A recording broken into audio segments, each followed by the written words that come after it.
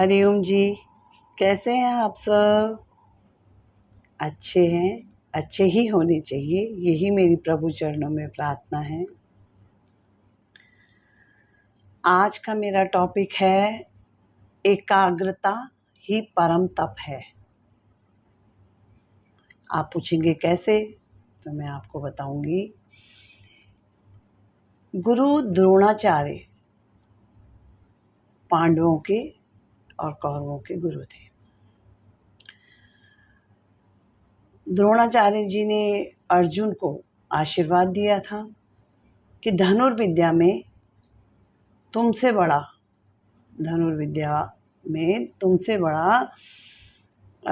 पूरे संसार में कोई नहीं होगा। एक बार द्रोणाचार्य जी और पांडव घूमने के लिए वन विहार गए।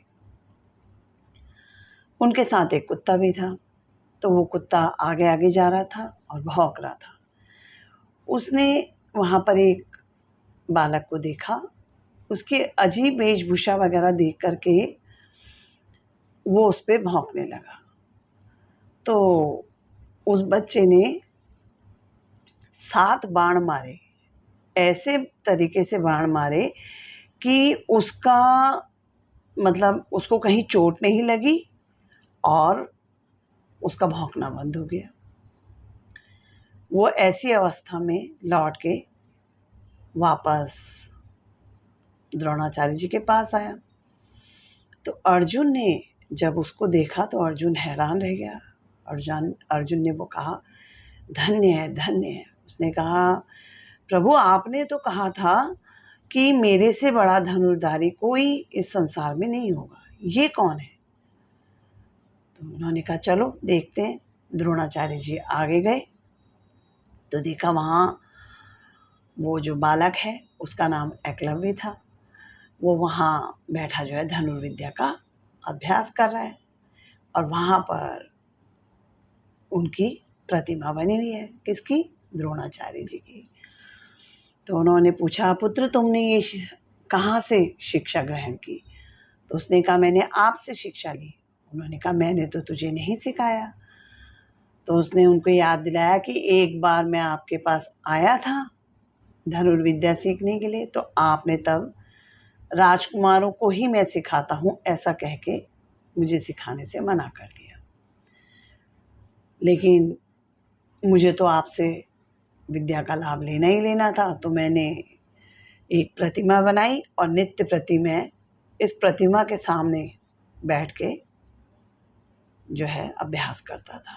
तो उन्होंने कहा, अच्छा तूने मेरी बिना आज्ञा के मुझे गुरु मान करके मेरे से धनुर्विद्या सीख ली, तो गुरु दक्षिणा दे। तो उसने कहा, बोले प्रभु मैं आपको क्या दूँ? उन्होंने कहा, अपने दाहिने हाथ का अंगूठा काट के दे दे।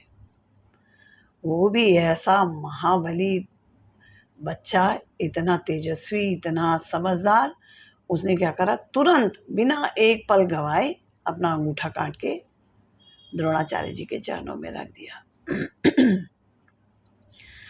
तो द्रोणाचार्य जी ने कहा, बेटा मैंने अर्जुन को संसार में सबसे बड़ा धनुर्धारी होने का वरदान दिया है, तो मैं इस बात को तो झुठला नहीं सकता, लेकिन मैं तुझे भी वरदान देता हूँ कि जब तक सूरज चांद रहेगा तब तक तेरे नाम का यशोगान होता रहेगा। संत महात्मा और सभी भक्तजन जो है तेरे नाम को गाएंगे, तेरा नाम का यशोगान होगा। तो इस कहानी से, इस प्रसंग से हमें ये प्रेरणा मिलती है कि एकाग्रता ही परम तप है। वो रोज अपने गुरु की मूर्ति के आगे बैठ के एकाग्र चित्त से अभ्यास करता था। तो उसको पूर्ण विश्वास भी था और उसने उसको पा लिया। हमें भी और अपने बच्चों को भी हमें सिखाना चाहिए कि हमें एकाग्रता बढ़ानी चाहिए। सब तपों में सबसे बड़ा तप जो है वो एकाग्रता का है। इसको कैसे करना चाहिए इसके बारे में मैं थोड़ा सा आपको बताती हूँ।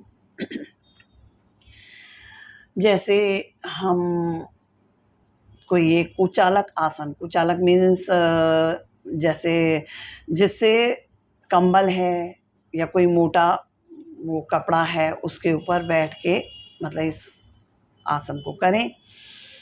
ये हम दिए में भी कर सकते हैं, दिए की लौ को देखते हुए, या कोई जो हमें बहुत प्रिय है भगवान उनकी आँखों को देखते हुए, या एक स्वास्तिक बनाएं उसके बीच में एक बिंदु लगा दें उसको देखते हुए, या कोई आकृति है या मोमबत्ती है, मतलब ऐसे कोई भी हो, वो हमारी आँखों की सीध में होना चाहिए, मतलब बराबर उसमें होना चाहिए, ना ऊपर ना नीचे, और हमारी आँखें आधी खुली आधी बंद हों। लगातार उसको देखते जाएं और सोने पे सुहागा हो जाए अगर हम साथ में राम राम या ओम ओम या हरि ओम जो भी हमें अच्छा लगे जय श्री कृष्णा बोलते हुए, मतलब मन ही मन उच्चारण करते हुए और उसको देखते जाएं देखते जाएं देखते जाएं, तब तक निहारते रहें जब तक आँखों से पानी न टपकने लग जाए। पहले दिन 5 मिनट, फिर 10 मिनट, फिर 15 मिनट, ऐसे करके अगर हम करते जाएंगे तो ये त्राटक है। इससे क्या होगा, हमारी एकाग्रता बढ़ेगी, हमारी विल पावर स्ट्रांग होगी, हम आत्मनिर्भर बनेंगे, हमारी बुद्धि कुशाग्र होगी, हम अध्यात्म में आगे बढ़ेंगे, हमारा मन और चित्त जो है वो जल्दी मतलब उस कार्य को करने में जल्दी लगेगा। तो ये हमारा एकाग्रता का जो तब मैंने आपको बताया है, ये बहुत बड़े बड़े ऋषि मुनि, बड़े बड़े संत महात्मा इस प्रयोग को करते हैं और बताते हैं। इससे हमारे बच्चों का भी विकास होगा और हमारा भी सर्वांगीण विकास होगा। तो आज नवमी का दिन है, नवमी का श्राद्ध है। आज के दिन लौकी नहीं खानी चाहिए। कहते हैं लौकी जो है खाना जो है वो गौ मांस खाने के बराबर है। तो आज हम आपको एकाग्रता के बारे में बताया। आपको कैसा लगा? मुझे उम्मीद है कि आपको ये पसंद आई होगी बात। राम राम राम राजा, राम राम राम राजा राम, सीता राम, राम राम राम राम, राम राम राम राजा, राम राम राम।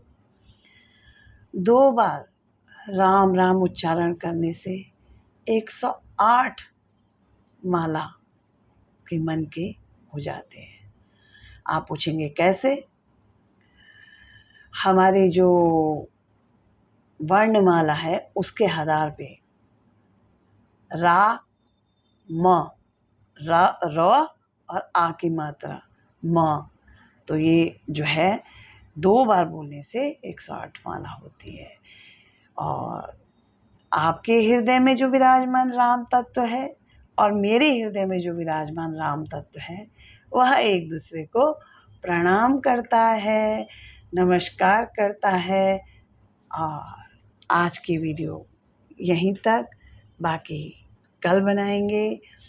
हरि ओम। मेरी वीडियो को लाइक करें, शेयर करें और सब्सक्राइब करें। हरि ओम जी, हरि ओम।